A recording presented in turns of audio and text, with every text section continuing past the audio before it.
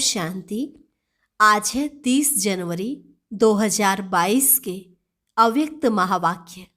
पहले एक नज़र मुरली के मुख्य पॉइंट्स पर।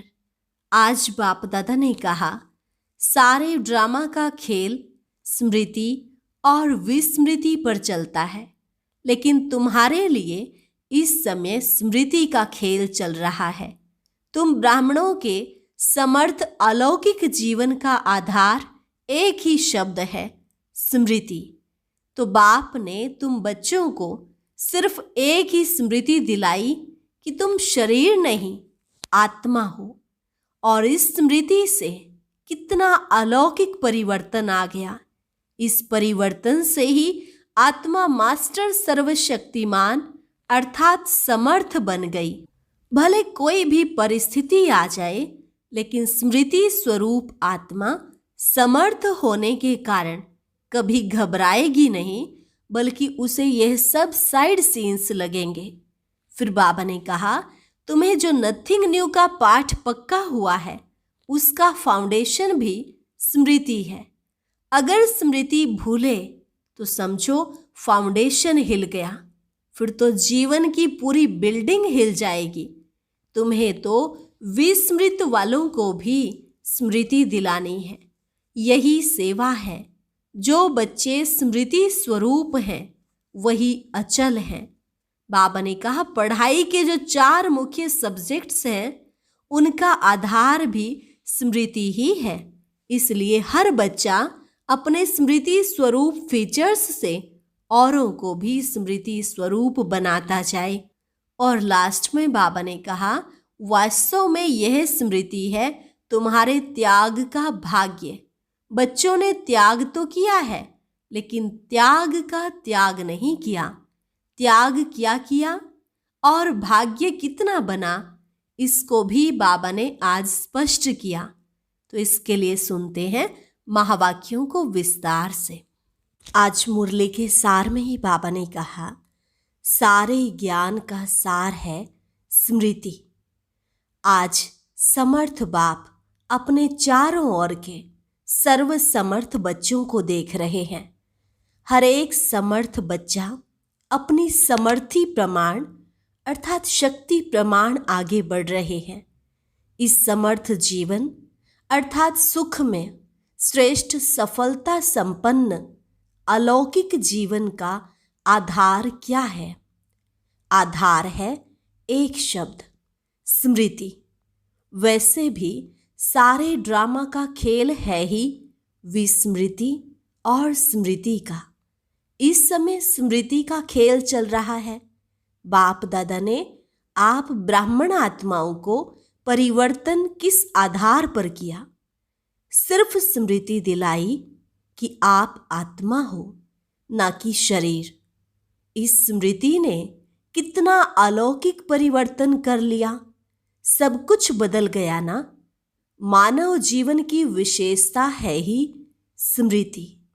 बीज है स्मृति, जिस बीज से वृत्ति, दृष्टि, कृति सारी स्थिति बदल जाती है। इसलिए गाया जाता है, जैसी स्मृति वैसी स्थिति।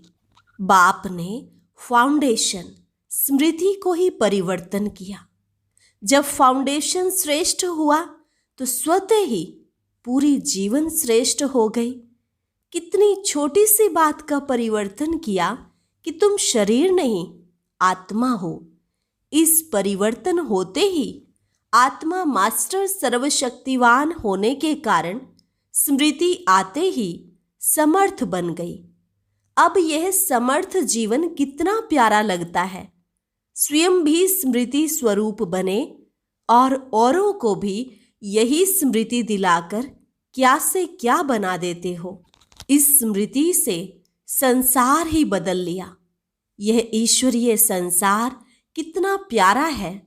चाहे सेवा अर्थ संसारी आत्माओं के साथ रहते हो, लेकिन मन सदा अलौकिक संसार में रहता है। इसको ही कहा जाता है स्मृति स्वरूप। कोई भी परिस्थिति आ जाए, लेकिन स्मृति स्वरूप आत्मा समर्थ होने कारण परिस्थिति को क्या समझती? यह तो खेल है, कभी घबराएगी नहीं।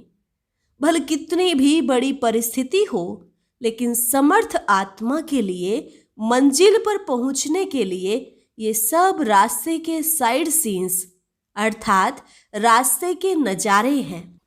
साइड सीन्स तो अच्छी लगती है ना, खर्चा करके भी साइड सीन देखने जाते हैं।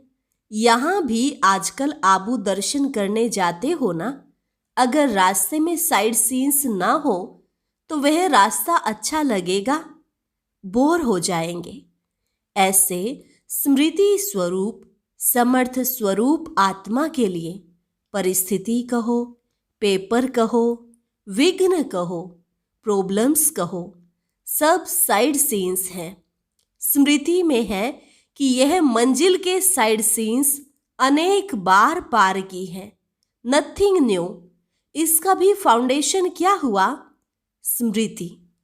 अगर यह स्मृति भूल जाती अर्थात फाउंडेशन हिला तो जीवन की पूरी बिल्डिंग हिलने लगती है।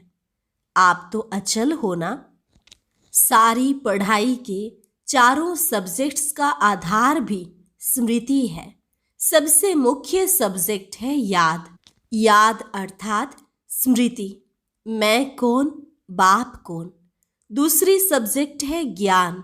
रचता और रचना का ज्ञान मिला, उसका भी फाउंडेशन स्मृति दिलाई कि अनादि क्या हो और आदि क्या हो और वर्तमान क्या हो। ब्राह्मण सो फरिश्ता, फरिश्ता सो देवता। और भी कितनी स्मृतियां दिलाई हैं, तो ज्ञान की स्मृति हुई ना। तीसरी सब्जेक्ट है दिव्य गुण। दिव्य गुणों की भी स्मृति दिलाई कि आप ब्राह्मणों के यह गुण हैं। गुणों की लिस्ट भी स्मृति में रहती है। तब समय प्रमाण उस गुण को कार्य में, कर्म में लगाते हो। कोई समय स्मृति कम होने से क्या रिजल्ट होती? समय पर गुण यूज नहीं कर सकते हो। जब समय बीत जाता फिर स्मृति में आता है कि यह नहीं करना चाहता था लेकिन हो गया, आगे ऐसा नहीं करेंगे।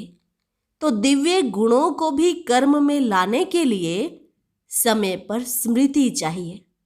अभी अभी ऐसे अपने पर भी हंसते हो, वैसे भी कोई बात व कोई चीज समय पर भूल जाती है तो उस समय क्या हालत होती है। चीज है भी लेकिन समय पर याद नहीं आती तो घबराते हो ना। ऐसे यह भी समय पर स्मृति न होने के कारण कभी कभी घबरा जाते हो। तो दिव्य गुणों का आधार क्या हुआ? सदा स्मृति स्वरूप, निरंतर और नेचुरल दिव्य गुण सहज हर कर्म में, कार्य में लगता रहेगा। चौथी सब्जेक्ट है सेवा। इसमें भी अगर स्मृति स्वरूप नहीं बनते कि मैं विश्व कल्याणकारी आत्मा निमित्त हूं तो सेवा में सफलता नहीं पा सकते। सेवा द्वारा किसी आत्मा को स्मृति स्वरूप नहीं बना सकते। साथ साथ सेवा है ही स्वयं की और बाप की स्मृति दिलाना। तो चार ही सब्जेक्ट का फाउंडेशन स्मृति हुआ ना। सारे ज्ञान के सार का एक शब्द हुआ स्मृति। इसलिए बाप दादा ने पहले से ही सुना दिया है कि लास्ट पेपर का क्वेश्चन भी क्या आने वाला है। लंबा चौड़ा पेपर नहीं होना है, एक ही क्वेश्चन का पेपर होना है और एक ही सेकंड का पेपर होना है। क्वेश्चन कौन सा होगा?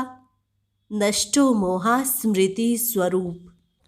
क्वेश्चन भी पहले से ही सुन लिया है ना, फिर तो सभी पास होने चाहिए। सभी नंबर 1 पास होंगे या नंबर वार पास होंगे? डबल विदेशी किस नंबर में पास होंगे? नंबर 1। तो माला को खत्म कर दें या अलग माला बना दें? उमंग तो बहुत अच्छा है। डबल फॉरेनर्स को विशेष चांस है लास्ट सो फास्ट जाने का। यह मार्जिन है। अलग माला बनाए तो जो पिकनिक के स्थान बनेंगे वहां जाना पड़ेगा। यह पसंद हो तो अलग माला बनाए, आप लोगों के लिए माला में आने की मार्जिन रखी है, आ जाएंगे। अच्छा, सभी टीचर्स तो स्मृति स्वरूप है ना? चारों ही सब्जेक्ट में स्मृति स्वरूप। मेहनत का काम तो नहीं है ना? टीचर्स का अर्थ ही है अपने स्मृति स्वरूप फीचर्स से औरों को भी स्मृति स्वरूप बनाना। आपके फीचर्स ही औरों को स्मृति दिलाए कि मैं आत्मा हूँ। मस्तक में देखें ही चमकती हुई आत्मा व चमकती हुई मणि। जैसे सांप की मणि देख करके सांप की तरफ कोई का ध्यान नहीं जाएगा, मणि के तरफ जाएगा। ऐसे अविनाशी चमकती हुई मणि को देख देह भान स्मृति में नहीं आए, अटेंशन स्वतः ही आत्मा की तरफ जाए। टीचर्स इसी सेवा के निमित्त हो। विस्मृति वालों को स्मृति दिलाना यही सेवा है। समर्थ तो हो या कभी कभी घबराती हो। अगर टीचर्स घबरा जाएंगी तो स्टूडेंट क्या होंगे? टीचर्स अर्थात सदा नेचुरल, निरंतर स्मृति स्वरूप, सो समर्थ स्वरूप। जैसे ब्रह्मा बाप फ्रंट में रहा तो टीचर्स भी आगे होना, निमित्त माना आगे। जैसे सेवा प्रति समर्पण होने में हिम्मत रखी, समर्थ बने, तो यह स्मृति क्या है? यह तो त्याग का भाग्य है। त्याग कर लिया, अभी भाग्य की क्या बड़ी बात है? त्याग तो किया, लेकिन त्याग त्याग नहीं है, क्योंकि प्राप्ति बहुत ज्यादा है। त्याग क्या किया? सिर्फ सफेद साड़ी पहनी, वह तो और भी ब्यूटीफुल बन गई हो, फरिश्ते परियां बन गई हो। और क्या चाहिए? बाकी खाना पीना छोड़ा, वह तो आजकल डॉक्टर्स भी कहते हैं ज़्यादा नहीं खाओ, कम खाओ, सादा खाओ। आजकल तो डॉक्टर्स भी खाने नहीं देते। बाकी क्या छोड़ा? गहना पहनना छोड़ा। आजकल तो गहनों के पीछे चोर लगते हैं। अच्छा किया जो छोड़ दिया, समझदारी का काम किया। इसलिए त्याग का पदम गुणा भाग्य मिल गया। अच्छा, अभी अभी बाप दादा को एथेंस वाले याद आ रहे हैं। एथेंस में सेवा का बड़ा कार्यक्रम चल रहा है, वह भी बहुत याद कर रहे हैं। जब भी कोई विशाल कार्य होता है, बेहद के कार्य में बेहद का बाप और बेहद का परिवार याद जरूर आता है। जो भी बच्चे गए हैं हिम्मत वाले बच्चे हैं। जो निमित्त बने हैं उन्हों की हिम्मत कार्य को श्रेष्ठ और अचल बना देती है। बाप के स्नेह और विशेष आत्माओं की शुभ भावना, शुभ कामना बच्चों के साथ है। बुद्धिवानों की बुद्धि किसी द्वारा भी निमित्त बनाए अपना कार्य निकाल देते हैं। इसलिए बेफिक्र बादशाह बन, लाइट हाउस, माइट हाउस बन, शुभ भावना, शुभ कामना के वाइब्रेशन फैलाते रहो। हर एक सर्विसेबल बच्चे को बाप दादा नाम और विशेषता सहित याद प्यार दे रहे हैं। अच्छा, सदा निरंतर स्मृति स्वरूप समर्थ आत्माओं को, सदा स्मृति स्वरूप बन हर परिस्थिति को साइड सीन अनुभव करने वाले विशेष आत्माओं को, सदा बाप समान चारों ओर स्मृति की लहर फैलाने वाले महावीर बच्चों को, सदा तीव्र गति से पास विद ऑनर होने वाले महारथी बच्चों को बाप दादा का याद प्यार और नमस्ते। रूहानी बच्चों की रूहानी बाप दादा को नमस्ते नमस्ते, गुड मॉर्निंग। दिल्ली जोन से अव्यक्त बाप दादा की मुलाकात। सदा अपने भाग्य को देख हर्षित होते हो, सदा वाह वाह के गीत गाते हो। हाय हाय के गीत समाप्त हो गए या कभी दुख की लहर आ जाती है, दुख के संसार से न्यारे हो गए और बाप के प्यारे हो गए। इसलिए दुख की लहर स्पर्श नहीं कर सकती, चाहे सेवार्थ रहते भी हो, लेकिन कमल समान रहते हो। कमल पुष्प कीचड़ से निकल नहीं जाता, कीचड़ में ही रहता है, पानी में ही होता है, लेकिन न्यारा होता है। तो ऐसे न्यारे बने हो। न्यारे बनने की निशानी है, जितना न्यारे उतना बाप के प्यारे बनेंगे। स्वतः ही बाप का प्यार अनुभव होगा और यह परमात्मा प्यार छत्र छाया बन जाएगा। जिसके ऊपर छत्र छाया होती है वह कितना सेफ रहता है। जिसके ऊपर परमात्मा छत्र छाया है उसको कोई क्या कर सकते हैं। इसलिए फखुर में रहो कि हम परमात्मा छत्र छाया में रहने वाले हैं। अभिमान नहीं है, लेकिन रूहानी फखुर है, नशा है। बॉडी कॉन्शियस होंगे तो अभिमान आएगा, आत्म अभिमानी होंगे तो अभिमान नहीं आएगा, लेकिन रूहानी फखुर होगा। और जहाँ फखुर होता है वहाँ विघ्न नहीं हो सकता। या तो है फिक्र या है फखुर, दोनों साथ नहीं होते। दाल रोटी अच्छे से अच्छी देने के लिए बाप दादा बंधा हुआ है। रोज 36 प्रकार के भोजन नहीं देंगे, लेकिन दाल रोटी प्यार की जरूर मिलेगी, निश्चित है। इसको कोई टाल नहीं सकता। तो फिक्र किस बात का? दुनिया में फिक्र रहता है कि हम भी खाएं, पीछे वाले भी खाएं, तो आप भी भूखे नहीं रहेंगे, आपके पीछे वाले भी भूखे नहीं रहेंगे। बाकी क्या चाहिए? डनलप के तकिए चाहिए क्या? अगर डनलप के तकिए व बिस्तर में फिक्र की नींद हो तो नींद आएगी। बेफिक्र होंगे तो धरनी पर भी सोएंगे तो नींद आ जाएगी। बाहों को अपना तकिया बना लो तो भी नींद आ जाएगी। जहाँ प्यार है वहाँ सूखी रोटी भी 36 प्रकार का भोजन लगेगी। इसलिए बेफिक्र बादशाह हो। यह बेफिक्र रहने की बादशाही सब बादशाहियों से श्रेष्ठ है। अगर ताज पहनकर तख्त पर बैठ गए और फिक्र करते रहे तो तख्त हुआ या चिंता हुई? तो भाग्य विधाता भगवान ने आपके मस्तक पर श्रेष्ठ भाग्य की लकीर खींच दी है। बेफिक्र बादशाह हो गए हो। वह टोपी या कुर्सी वाले बादशाह नहीं, बेफिक्र बादशाह। कोई फिक्र है? पोतरों धोतरों की फिक्र है? आपका कल्याण हो गया तो उन लोगों का जरूर होगा। तो सदा अपने मस्तक पर श्रेष्ठ भाग्य की लकीर देखते रहो।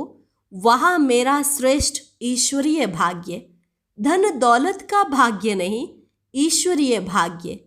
इस भाग्य के आगे धन तो कुछ नहीं है, वह तो पीछे पीछे आएगा। जैसे परछाई होती है वह आपे ही पीछे पीछे आती है, या आप कहते हो पीछे आओ।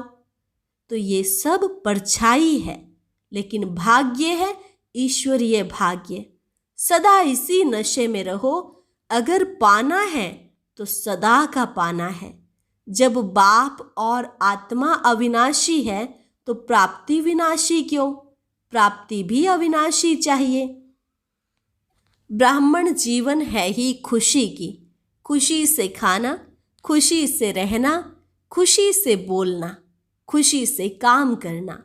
उठते ही आंख खुली और खुशी का अनुभव हुआ। रात को आंख बंद हुई, खुशी से आरामी हो गए। यही ब्राह्मण जीवन है। बाप दादा से व्यक्तिगत मुलाकात, आज्ञाकारी बनने से परिवार की दुआएं। बाप दादा के सामने गायत्री मोदी का परिवार बैठा है। बाप दादा इस परिवार की एक बात देख करके बहुत खुश हैं। कौन सी बात? आज्ञाकारी परिवार है। इतना दूर से पहुंच तो गए ना, यह भी दुआएं मिलती हैं।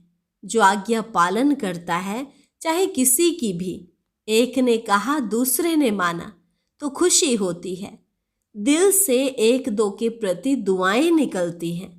कोई अच्छा दोस्त या भाई हो, अगर कहते यह बहुत अच्छा है तो यह दुआएं हुई ना। किसी को भी हांजी करना व आज्ञा मानना, इनकी गुप्त दुआएं मिलती हैं। तो दुआएं समय पर बहुत मदद देती हैं। उस समय पता नहीं पड़ता है, उस समय तो साधारण बात लगती है, चलो हो गया। लेकिन यह गुप्त दुआएं आत्मा को समय पर मदद देती हैं। यह जमा हो जाती हैं। इसलिए बाप दादा देखकर खुश हैं। चाहे किसी भी कार्य के लिए आए तो है ना। और यह भी याद रखना कि परमात्मा स्थान पर किसी भी कारण से, चाहे देखने के हिसाब से भी आ गए, जानने के हिसाब से भी आ गए, तो भी पांव रखा, उसका भी फल जमा हो जाएगा। यह भी कम भाग्य नहीं है। यह भाग्य भी आगे चल कर के अनुभव करेंगे। उस समय अपने को बहुत भाग्यवान समझेंगे।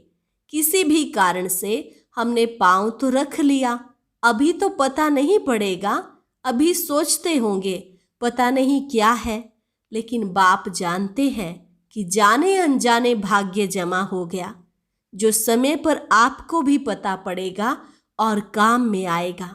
अच्छा, रशिया के भाई बहनों की याद चक्रधारी बहन ने दी। बाबा ने कहा, अच्छा है, थोड़े समय में सफलता अच्छी और अच्छी अच्छी प्यासी आत्माएं निकली हैं। उनका स्नेह बाप के पास पहुंच गया। सभी को याद प्यार लिखना और कहना कि बाप दादा का स्नेह सभी बच्चों को सहयोग दे आगे बढ़ा रहा है। अच्छी सेवा है, बढ़ाते चलो। वरदान, पुरुषार्थ की यथार्थ विधि द्वारा सदा आगे बढ़ने वाले सर्व सिद्धि स्वरूप भव। पुरुषार्थ की यथार्थ विधि द्वारा सदा आगे बढ़ने वाले सर्व सिद्धि स्वरूप भव। पुरुषार्थ की यथार्थ विधि है अनेक मेरे को परिवर्तन कर एक मेरा बाबा इस स्मृति में रहना। और कुछ भी भूल जाए, लेकिन यह बात कभी नहीं भूले कि मेरा बाबा। मेरे को याद नहीं करना पड़ता, उसकी याद स्वतः आती है। मेरा बाबा दिल से कहते हो तो योग शक्तिशाली हो जाता है। तो इस सहज विधि से सदा आगे बढ़ते हुए सिद्धि स्वरूप बनो। स्लोगन, माया जीत बनना है तो स्नेह के साथ साथ ज्ञान का भी फाउंडेशन मजबूत करो। माया जीत बनना है तो स्नेह के साथ साथ ज्ञान का भी फाउंडेशन मजबूत करो। लवलीन स्थिति का अनुभव करने के लिए अभ्यास है कर्म में, वाणी में, संपर्क व संबंध में लव और स्मृति व स्थिति में लवलीन रहना है। जो जितना लवली होगा वह उतना ही लवलीन रह सकता है। अभी आप बच्चे बाप के लव में लवलीन रहे, औरों को भी सहज आप समान व बाप समान बना देते हो। अच्छा, और अब सुनते हैं आज का अव्यक्त ज्ञान मोती। ये एक बहुत संस्कारितापूर्ण वीडियो है, जरूर देखें, कोई भी मिस ना करे।